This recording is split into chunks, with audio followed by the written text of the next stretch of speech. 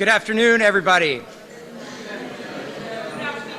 Welcome to Perry Worldhouse. My name is Michael Horowitz, and I am the faculty director here, and you will only be stuck with me for a very short minute. Perry Worldhouse is the University of Pennsylvania's hub for global policy engagement. We bridge the gap between academia and the policy world, including fostering international engagement within and beyond the Penn community. And what better way to do that than by bringing leaders of the world here to share their views and experiences.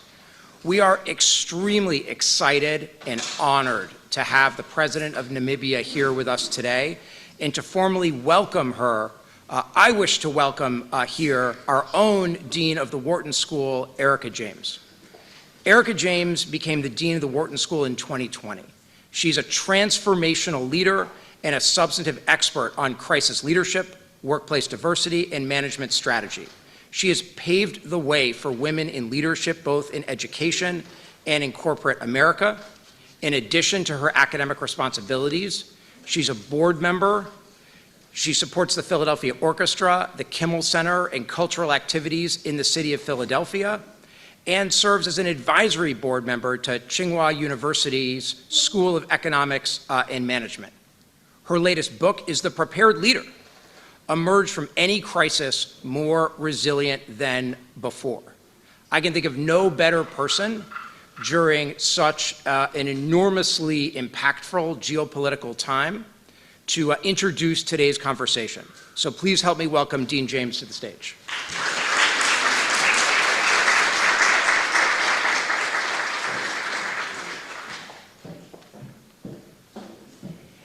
Good afternoon. It is a tremendous honor to welcome you to Penn and to Perry Worldhouse, and to welcome Her Excellency Dr. Netumbo Nandi-Ndaitwah, President of the Republic of Namibia. We are also delighted to welcome the First Gentleman, Lieutenant General Epaphras Denga-Ndaitwah, and other distinguished guests, including the Honorable Selma Eshipala Musave, Minister of International Relations and Trade, and Ambassador Margaret Mensah Williams. Thank you all for joining us today.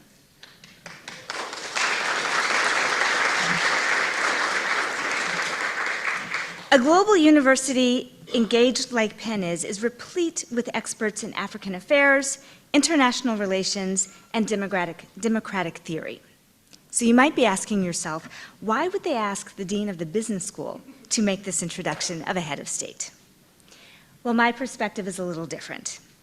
At Wharton, our mission is rooted in expanding economic opportunity for all people. We also focus on preparing leaders who will shape our shared prosperity in the world. And when we think of prosperity, we must think about democracy. The two go hand in hand. Strong and durable democratic institutions are the foundation for broad, fair, and lasting economic growth. At Wharton, we also believe that strengthening both democratic norms and market-based principles are essential to building opportunity. Leaders like President Nandi-Ndaitwah, who defend these values, are doing more than governing well. They're laying the foundation for the kind of prosperity that lasts. Under Her Excellency's leadership, Namibia has seen economic growth through gas and oil, green technology, tourism, and support for small and medium-sized enterprises.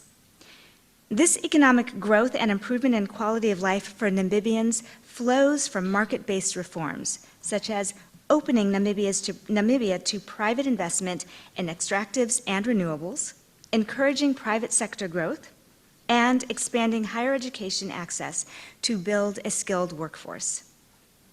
As both a scholar and a practitioner of leadership, I deeply believe that leaders are both made and born. Leadership can be studied, it can be practiced, and it can be cultivated. Leadership is not just an individual phenomenon, but one that guides teams, organizations, and societies. And President Nandi-Ndaitwah exemplifies courageous, principled leadership. Her Excellency's leadership skills were tested early and often. She became involved in Namibia's independence movement as a young person. She spent 15 years in exile while working for her country's freedom.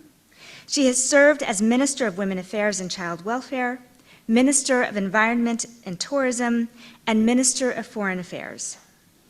She was deeply involved in the international negotiations that led to the landmark UN Security Council resolution on women, peace, and security, an achievement that continues to shape global policy.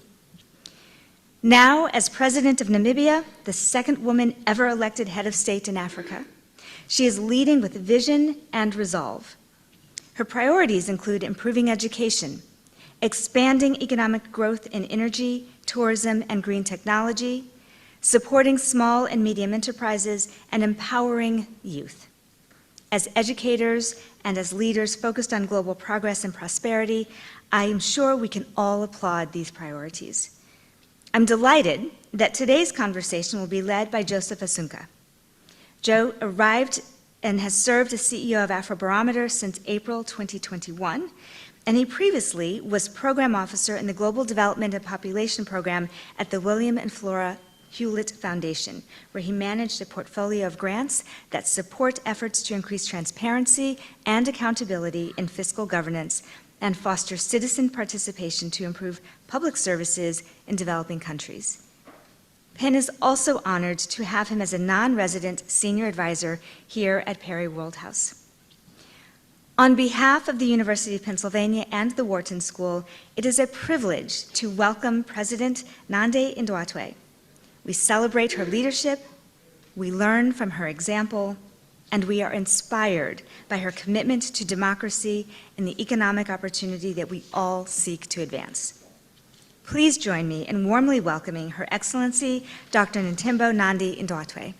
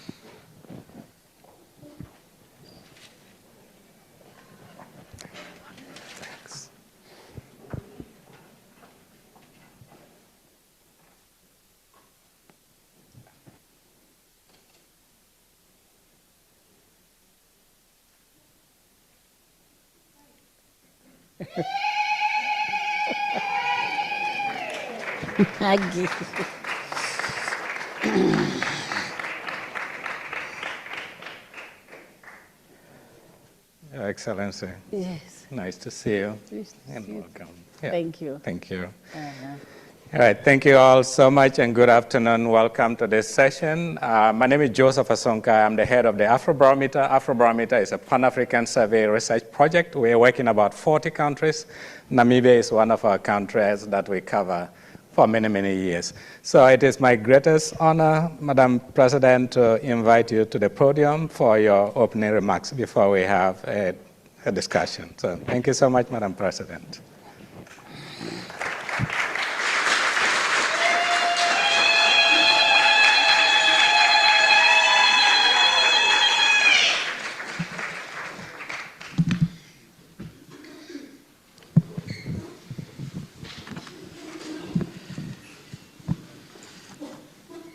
Thank you, Director of this sitting, the Pro Vice Chancellor, distinguished faculties, esteemed students, and I have to, it's a way of introduction, also recognize my delegation here, our Minister of International Relations and Trade, the First Gentleman of the Republic of Namibia,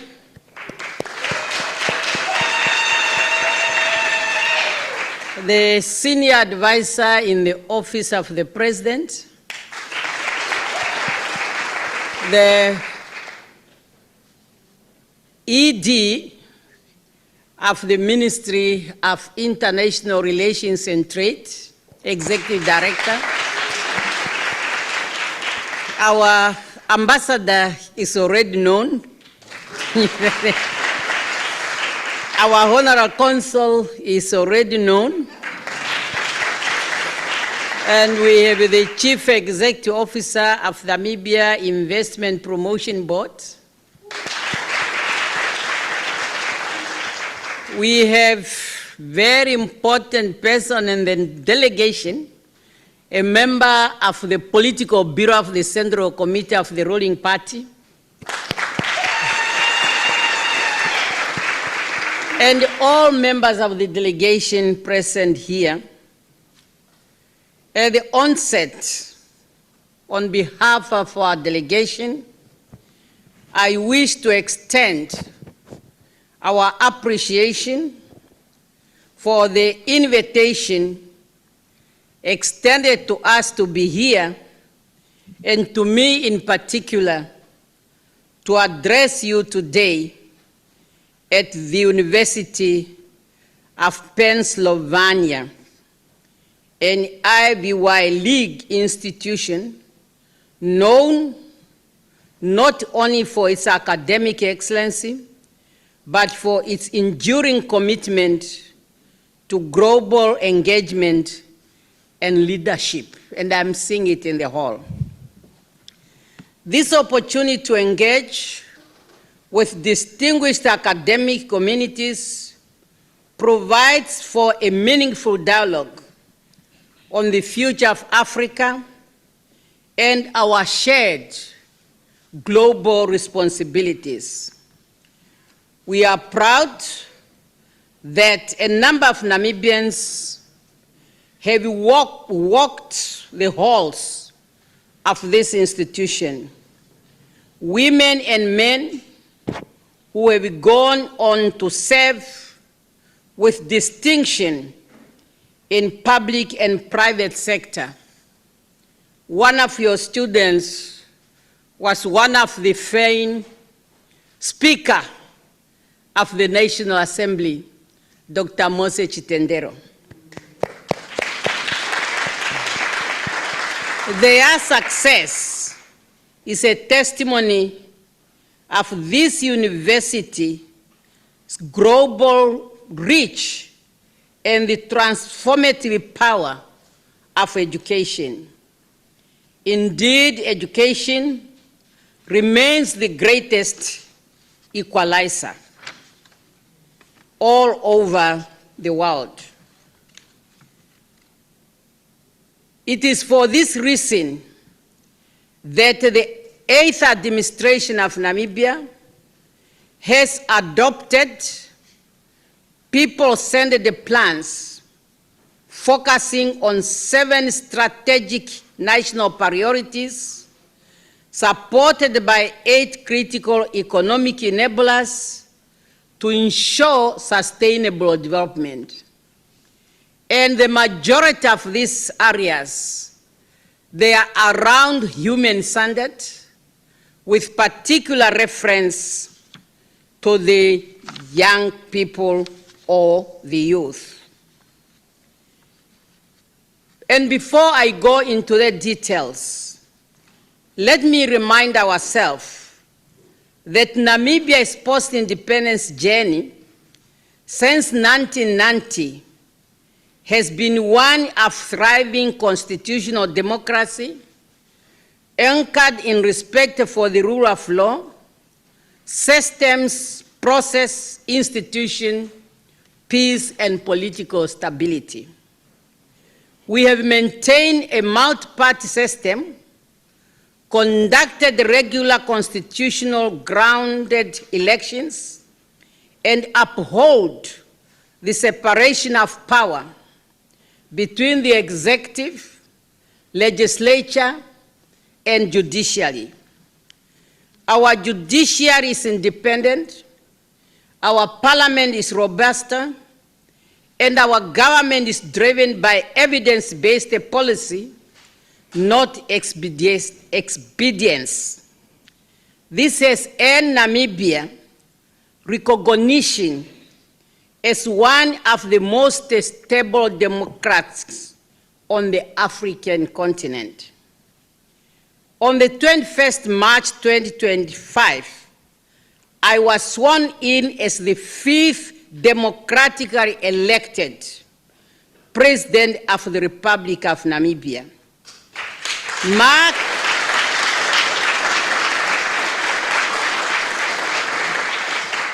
Marking another milestone in our maturing democracy.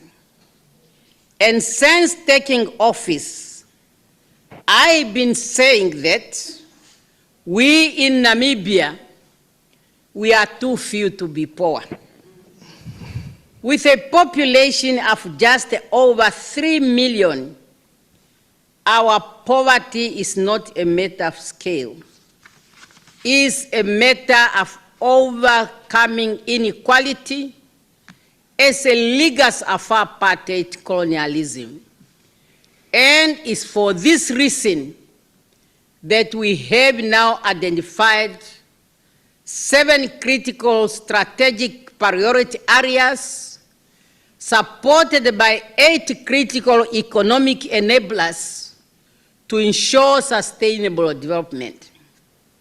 These 7 priority areas are agriculture, sports, youth empowerment, quality education and training, creative industry, quality health services, land, housing, and sanitation. And the enablers, because on their own, these critical areas will not be able to do anything. You need resources for you to invest in these areas. We then identify 8 enablers that will enable us to truly transform our economy. And these are mining. Namibia is a mining country. And we said mining must be the first enabler, and we must now change the way of doing business. Instead of our countries, Namibia and Africa in general, remain places for extraction and export raw material to other continents, which simply mean you are transporting the job of young Africans to other continents, leaving them with no choice but to follow their jobs, and when they go there, they are humiliated. Some even die in the high seas. So that's why mining is a big enabler. And of course, energy. You cannot do anything without energy, and we talk about mixed energy. Oil and gas is another area that has come in. Tourism, agriculture, and agriculture is both a priority area and enabler. It's important for food security, it's important for job creation. And in Namibia, we need jobs. More than 44.4% or 44.4% of Namibian young people, our statistics are telling us they are unemployed. So everything we are doing now is to create jobs. That's why we decided that during this administration, which I am heading, we need to create at least 500,000 jobs.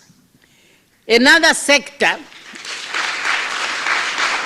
another enabler is water, fishery, transport, logistics, which also include infrastructure development.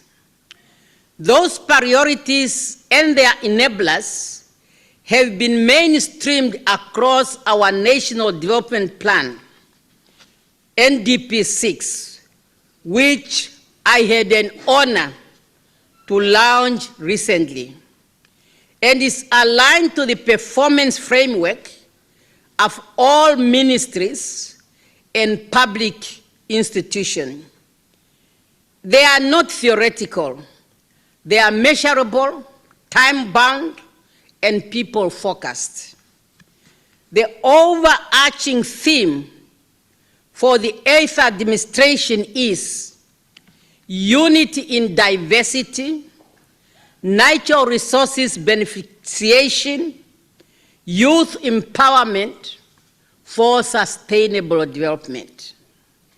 Because for too long, as I've mentioned earlier, African nations have exported raw materials while importing value-added products at a high price.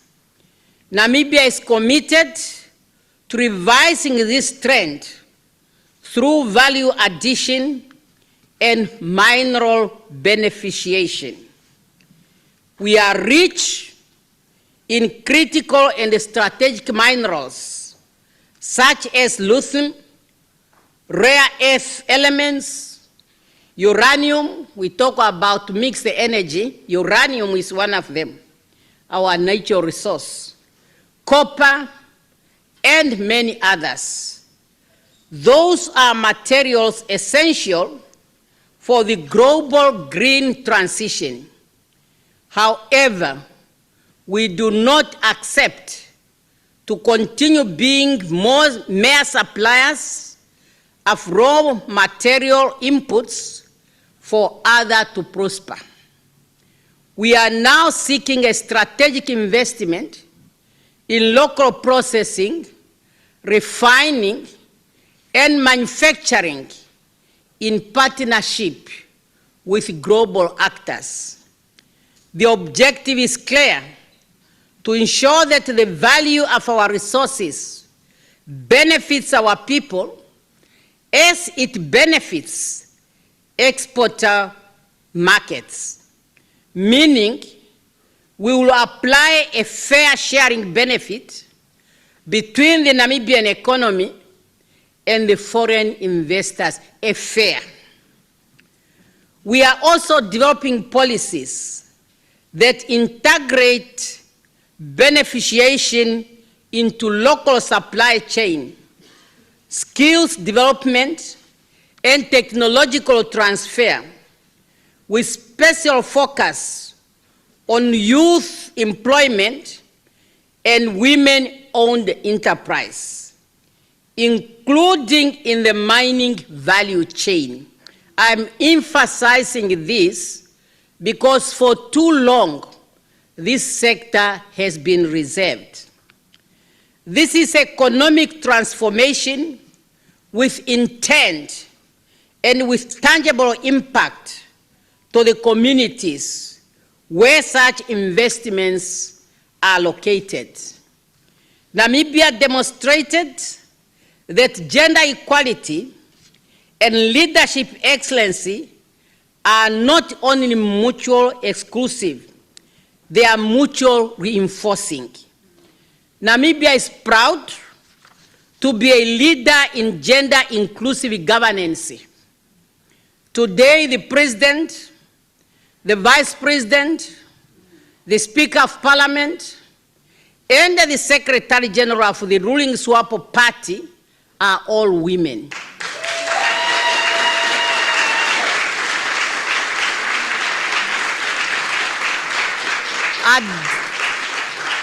Additionally, 50% of the cabinet members are women.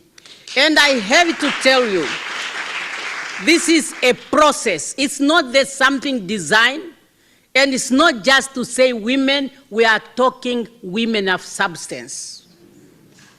I say for us to be in leadership, it's not a favor. I'm not favored. It's because the people of Namibia see the value on me. And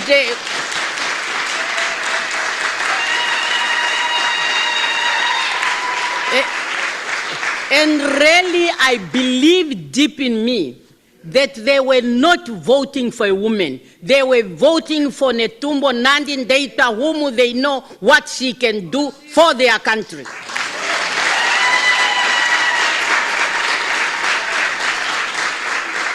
So, therefore, we in Namibia have moved beyond mere representation to substantive empowerment with gender-responsive budgeting, legal reforms, and dedicated support for women in agriculture, enterprise, and leadership. We recognize that gender equality is a developmental multiplier. As no society can reach its full potential while half of its population is held back. And there's no scientific evidence to say that women should remain behind. There's nothing like that. Africa is home to the world's youngest population, with over 60% under the age of 20-25. By 2050, we will comprise nearly a third of the world youth. This youth projection to us in Africa is not a burden. It's a generational opportunity. We are taking it as a generational opportunity. However, to unlock this demographic dividend, we must invest in the right fields. And that's why there I talked about education and training is very key. And as a continent, we have also to look at digital and creative economies, and entrepreneurship and employment, and youth political inclusion to be included in politics and in leadership development. When you read AU Agenda 2063, you will find that there is a special chapter focusing on the empowerment of the youth in the African continent. Education and training, entrepreneurship is emphasized in that particular chapter. That is why youth empowerment is one of our national priorities. Africa is not merely navigating change, we are shaping it by building institutions that are strong than individual and foster a leadership culture based on merit, inclusion, and service. One of them is the African University. And I'm happy to inform you that the current president of the African University is the Vice Chancellor of the Namibian University. We are making our contribution to Africa's level. Africa stands at the point of historical transformation. This transformation requires a new kind of leadership grounded on ethics, competency, and collaboration. We are guided by the African Union Agenda 2065, which invests in Africa that is prosperous, integrated, and led by its citizens. Africa must be led by its citizens. And Namibia is committed to realizing this vision by building strong institutions, promoting intra-Africa cooperation, and supporting regional peace and stability. Another important area is the operationalization of the Africa Continental Free Trade Area, which marks a turning point in Africa's economic future. The Africa Continental Free Trade Area is not merely a trade engagement, it's a platform for industrialization, value addition, and intra-Africa opportunity. Namibia is leading in this endeavor, and recently we exported 45 tons of salt to Nigeria under this program. We are engaging also with our local communities as well as other institutions in the country, including the private sector, so that together we can build a strong Africa and a strong Namibia.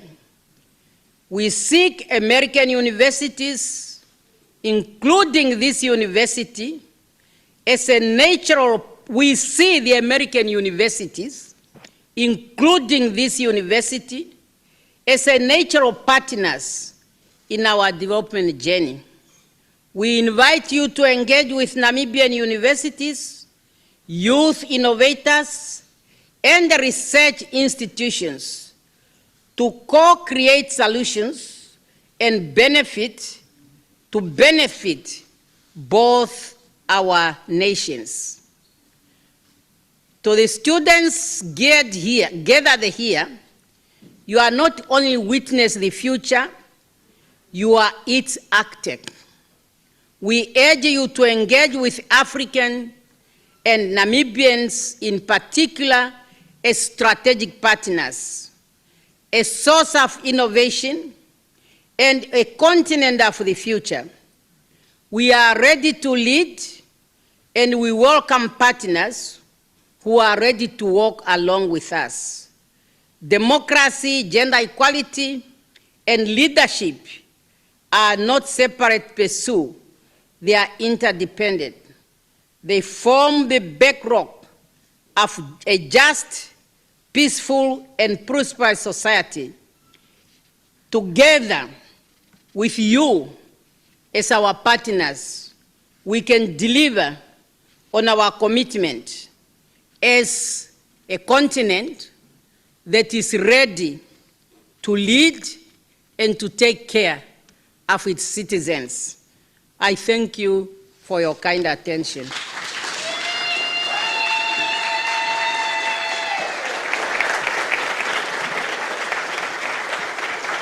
Thank you very much, Your Excellency. Thank you. Thank you.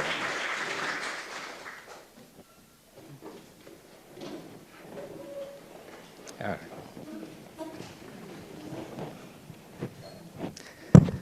All right.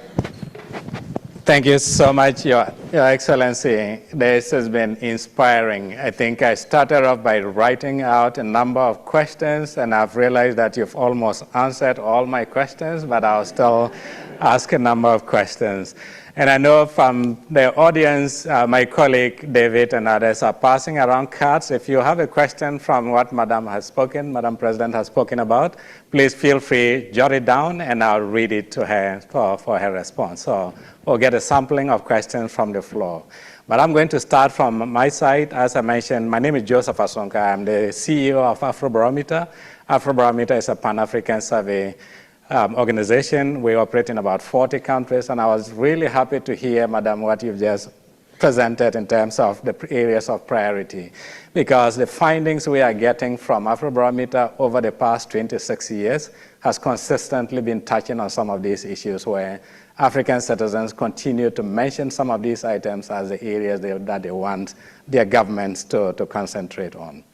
So as I thought about our interaction, my first point was, well, where do I start? And I said, well, let's go back to the beginning. So you joined the SWAPO party very early on in your life. Some records have it that you joined the SWAPO party around the age of 14. I think that's the age some of us could not even think about ourselves. And you started to already think about your country beyond yourself. At that tender age, what was the motivation? What motivated you to want to be part of this struggle right from that tender age? You know, as a human being, we are always influenced by what is around us. So I have grown up in rural Namibia, and a big family of 13 children. And you have those who become now contract workers. And those of us who are staying home, especially our elders, they go for a contract worker. Now you have your brother, an elder brother, who go for 9, 18 months, and when the brother comes back, offers nothing to the family. On the day of arrival, you can have tea and bread, and that is it. And you start feeding this person from what you have worked on as a family.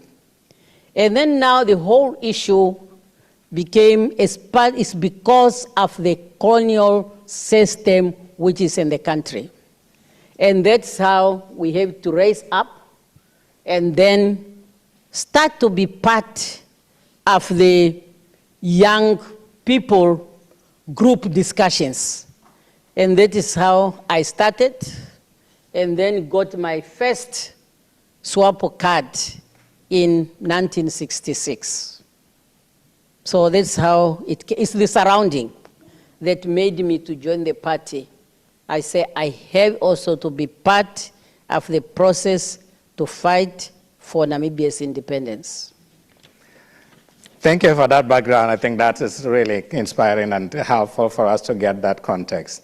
Of course, historically, as you mentioned here, on March 21st, 2025, you were sworn in as the first female president of Namibia.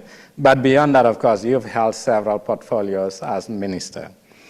I think for us at Afrobarometer, some of the data that we collect on the continent, as I mentioned, Namibia is part of the countries that we survey.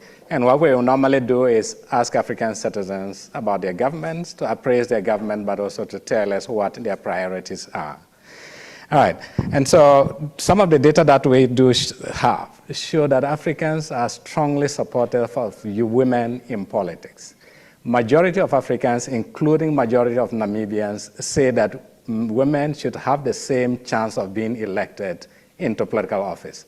So there's broad support for women's political leadership on the continent. But then majority of the respondents also tell us that they are concerned because whenever a woman stands for political office, they are either harassed or they face name calling and they face other obstacles in their process of becoming political leaders. And so even though Africans are supportive of women leaders, they also struggle with this issue where women tend to be harassed when they want to stand for political leaders. What will you tell a young 18-year woman who has political ambitions but is afraid of these kinds of backlash from the public? Changes are always, there's always fear when there are changes. And those who are afraid of the change, they will always find a way how they can bring that pushback. But what is important is also to understand, it's a cultural thing. It's a cultural thing which is affecting both men and women because that idea of holding women back is not only held by men, it's also held by women themselves. Okay. And it's cultural, it is traditional, but remember, that has not been the only traditional and the cultural norms in the history of mankind. There's quite a number of cultural norms that have been changed. Now, the danger will only be if there are no people who are ready for change. But now in the issue of women empowerment, there are women who are ready for change, There are men who are ready for change, and that's why we are seeing these changes. And it comes with, it's a process. It's really, it does not just come like that. My own experience is that when you are serving there alone, in fact, you learn more. You learn more because your colleagues, sometimes they forget you are there. Completely forget that you are there. And if you know what you are heading to in life, because like myself, I've been always a prominent of women empowerment. And I had been given chances. In 71-3, when the SWAPO Youth League was formed in Namibia, after the party had set up wings, I was fortunate to be elected as the chairperson of the SWAPO Youth League in northern Namibia. And that gave me an upper hand of organizing everything. And I'm telling you, I have seen many other women coming on board because they are being motivated, they are being empowered. And 74 or 73, when there was mass arrest in Namibia for political activities, we were more than 8 women who were arrested in one day together with our counterpart, the men. So all these things are strengthening you in the process. When I came into exile, SWAPO had a chief representative in more than 30 countries, and I found myself to be the only woman chief representative during that time. And you were learning, and you try to be closer to other women. You try to be closer to other women. Then you have structures where you have women leaders, the pioneers, the SWAPO pioneers. Sorry, my Minister of International Relations. As a young leader of the SWAPO pioneers, and then she grew that up to the point where she is today. There are many of them. So those pushbacks will be there, but you have those who do not take them, and then they are making success. And like where I am, I can tell you in all sincerity, it's not credit going to Netumbo. It's not credit going to Netumbo at all. It's a credit going to the women of Namibia and to a certain extent to the women of Africa and to the women of the world. They built this person. African women, they invested in Netumbo. When we were preparing for the 4th World Conference on Women, Beijing Conference, they appointed me, that time I was a Minister of Women Affairs, and they appointed me to be the chief negotiator on behalf of Africa on the Beijing platform.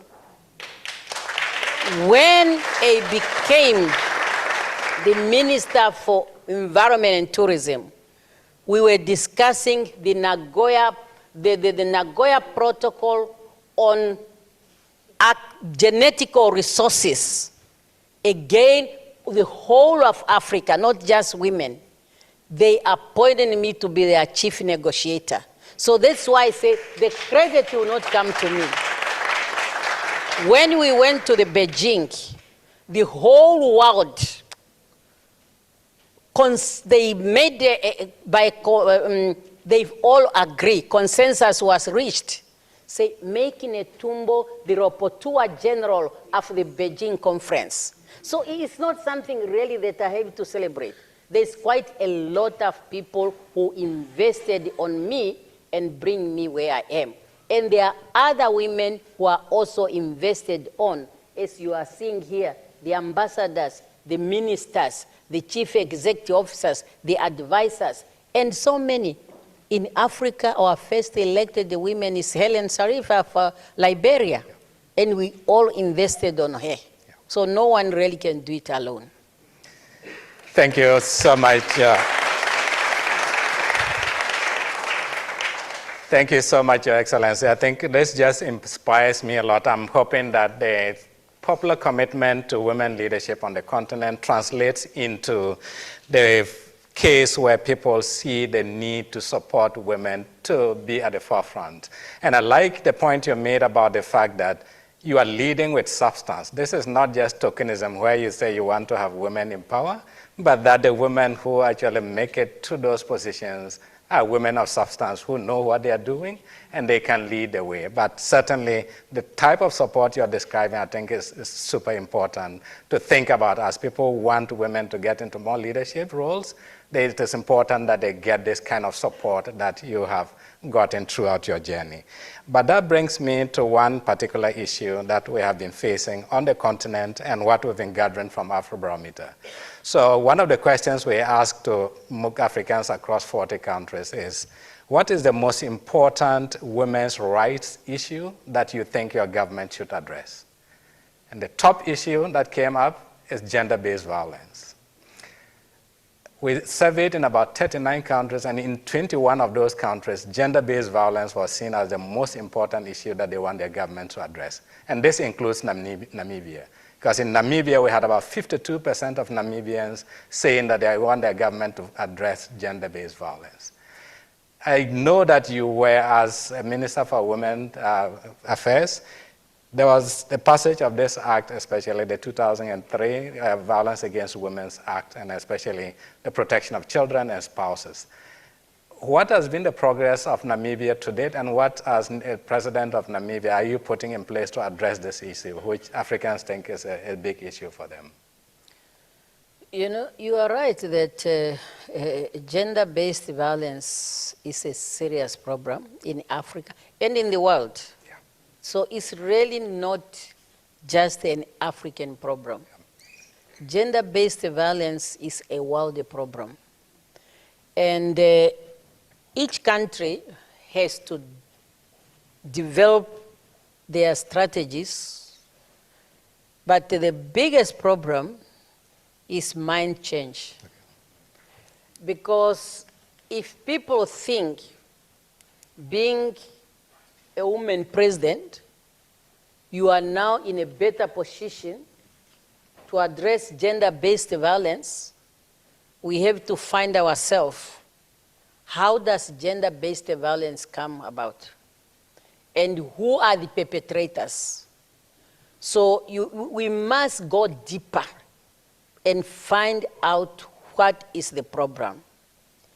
And we have now realized that in the process we have been talking, I'm one of those because I'm a women activist, and I've been really advocating for women empowerment, the girl child, and everything.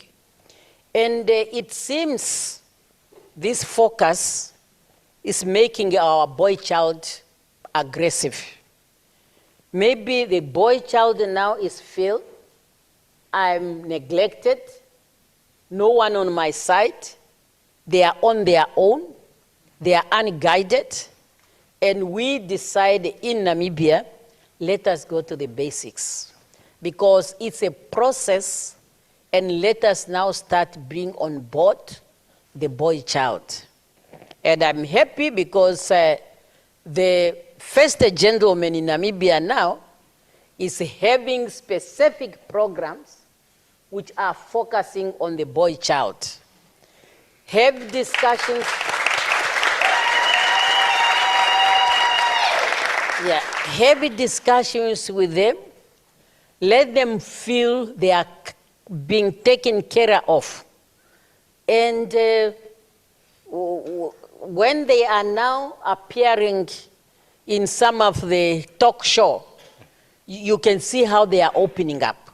So one is really hoping that moving forward, the future generation, we may reduce gender-based violence, because now both girls and boys, they are growing up with a certain level of respect. Because what is happening now is like one is forcing your power on another one. Because you say, you feel you are now empowered, I have to show that you are not empowered. So that's why there is that approach in as far as in Namibia is concerned. You can use the police, you can do everything, but it's to liberate the minds of the people. That we find to be the best weapon to fight gender-based violence.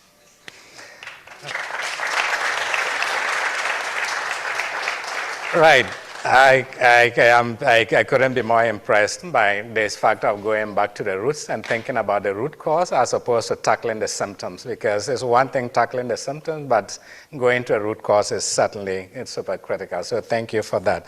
Of course, I'm going to get quite a number of questions from here, but I have one last question to ask you, and then I'll take a sampling of some of the questions from the audience. So I'll be remiss if I don't talk about this. I know the provost asked you about your cabinet, and when you came into power, as you mentioned, you reduced the number of cabinet ministers, and your appointments ended up having more women in the cabinet than in history of Namibia. So a two-part question I want to ask you. One, how did this come about? And then secondly, what do you see different about this cabinet compared to, apart from the gender majority or the women majority, when working with other cabinets, and you have sat in several cabinets as vice president and also as minister, what do you see to be different about this cabinet compared to the prior cabinets? So if you can take the first one, how it came about as majority in cabinet, as women, and then the issue about, what is different about this cabinet? How it came about to be a majority, I don't think if it's anyone can explain it, including myself. I cannot explain. But I want to believe that over the years, Namibia has created a pool of competent men and women. I have to tell you that the ruling party, SWAPO, has even amended its constitution and to incorporate gender equality, whereby we say in every party structure, they should be 50-50. So that's why even the top four, and the party, which is the president, the vice president, secretary general, deputy secretary general, you always find two men in whatever. There's no, it doesn't matter as long as they cannot be more than, they should be just two. But other structure, like parliament, is a zebra. A man, a woman, a man, a woman, and the central committee. And that process really has made it possible to have a pool of women leaders.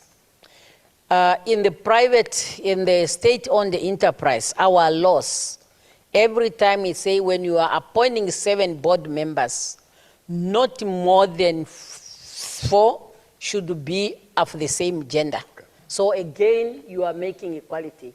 And this see now many women coming in. So when I have now to form the cabinet, it's now a cabinet of 14 ministers. I was just looking at different skills.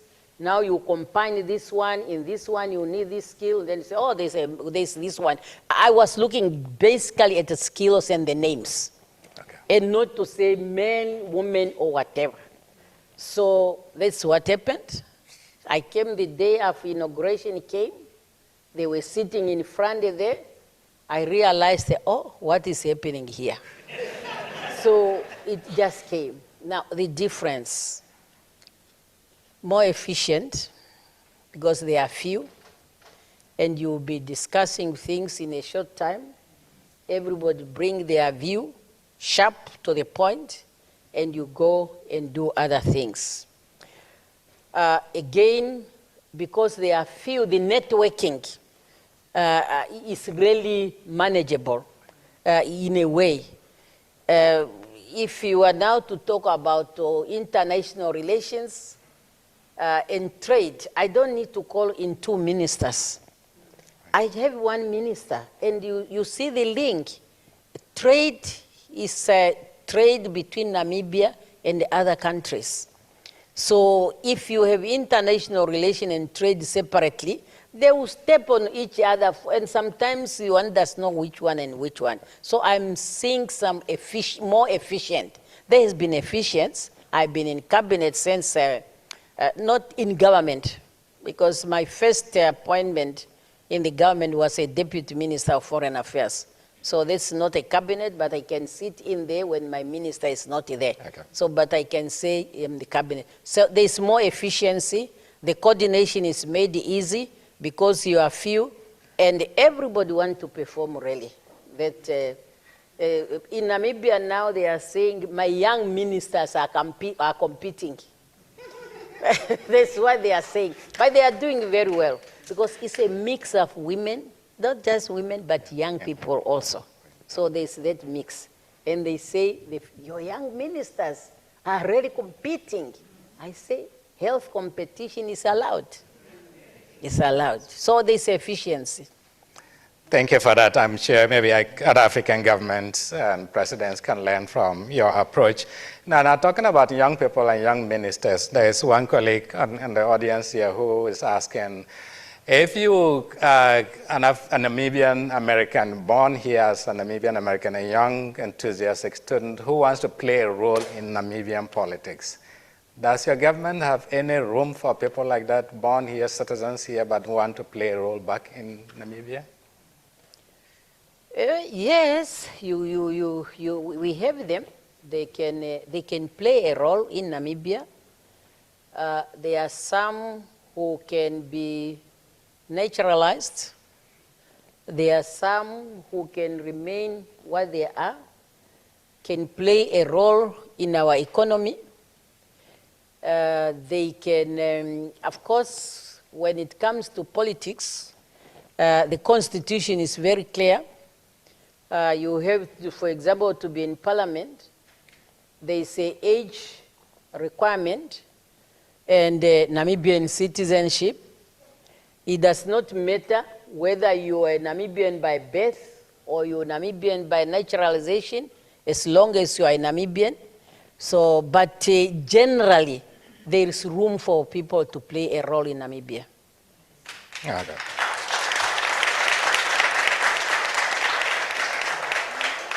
Thanks so much, and I mean, these questions are really interesting. I'm glad that they're coming from students from here. So proud to be, a senior advisor in this Perry World House, which is a great place to be. But somebody is asking how you manage investments that come from different countries. So investment from the United States and investment from, say, China. How do you deal with, that varied kind of investment climate? Foreign investment is governed by the same law. And for us, we look at investment that is addressing our needs, okay, and investment that is complementing what we are doing, and an investment that's governed by our laws, okay, and our policies and our constitution. So those are the qualifications in as far as who can do an investment in Namibia. And an investment where should there be partnership, it should be really true partnership, right, between the investor and the Namibian people. Whether it's coming from wherever, those are the criteria to be met. All right, thank you for that. We are part of the global village. Yes, absolutely. And you also talked about the issue of youth job creation, and I'm mindful of the time. I want to end with this question, and one last question from the audience about the young people and job creation. Of course, you had mentioned about 500,000 jobs. You prioritize the agriculture sector and other sectors. And you've made it clear why you are prioritizing those areas. But I'm just wondering, in terms of external investment into these spaces, what are you doing to facilitate that? Because I know external investment into these sectors can be very valuable in helping to create the number of jobs that you are seeking. What mechanisms are you putting in place to facilitate in the foreign investment into the sectors that you have prioritized? Yeah, first we, as a government, we have set ourselves to improve on the environment in order to make a friendly environment for investment. In terms of our procedures, because there is quite a lot, it entails a lot for one to invest. First, the registration, we have to make them easy. Getting permissions, we have to make them easy. While we will not really compromise to allow people who are not really interested in investing, but just want an opening to live in Namibia, and maybe at the end of the day, become a burden when one has come in to say you are an investor. So we want things really to be done in a way that each one will be accepted in accordance to what you want. Our laws, I've mentioned, they have to be respected. Currently, we are busy finalizing our local content policy, particularly that we have now oil and gas, which is discovered. And once the policy is finalized, it's going to be, a law will be worked on. But this does not mean investors cannot come now. Our laws in place can still be used. So we will now speed up the one-stop shop so that an investor, when you come to Namibia, you enter into one room, and that's where you get all the services that you require. Because besides registering a company, you need, we have a very strong environmental law. And, you know, our environment is very fragile, and we have to take care of it. So you find that most of economic activities, there is a need of environmental clearance. So we need to speed up those things, that it does not take a whole year before you get to environmental clearance, or before you get an answer to say where you want to invest is a fragile area, and we do not allow this type of activities unless you go there and you do these specific activities. Because we have also the responsibility, our constitution is very clear, to protect the environment, that the Namibian government must put in place laws and policies to protect the environment and to ensure sustainable utilization of the Namibian biodiversity for the current and future generation.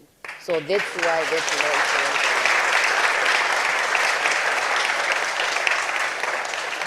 And I think this is sound like music to the ears of Perry World House, because climate change, environment is a huge research portfolio for this institute here. So I'm hoping that there'll be some partnerships going on, and that from your office, they will get that kind of support where you can build a strong research relationship, both with Namibian academics and universities, but also young Namibians who are into the space of doing research and analysis in the climate change, environmental governance space. So I'm really inviting you for that. Have a partnership in the area of health. Namibians are laughing because they know that environment is something which is too closer to my heart. Okay. So please, I welcome that research. I want research on agriculture, research on environment, research on health, research on technology. If you can take that, it will be very helpful for us. of course, and of course, University of Pennsylvania being what it is, all these areas you've mentioned are areas that are heavily researched in this school. So I'm sure they'll be more than happy to take you on. My final question, and then we can leave, is what somebody asked, one young person asked, what can Namibians teach the rest of the world about resilience and unity, given your own long political struggle? Unity is strength. Resilience is power. So it's because of unity and resilience that Namibia finds itself where we are today. Because we had a very, very rough history, colonial history. Yeah. We experienced apartheid, we experienced genocide, but because we remain united and resilient, we are a strong nation.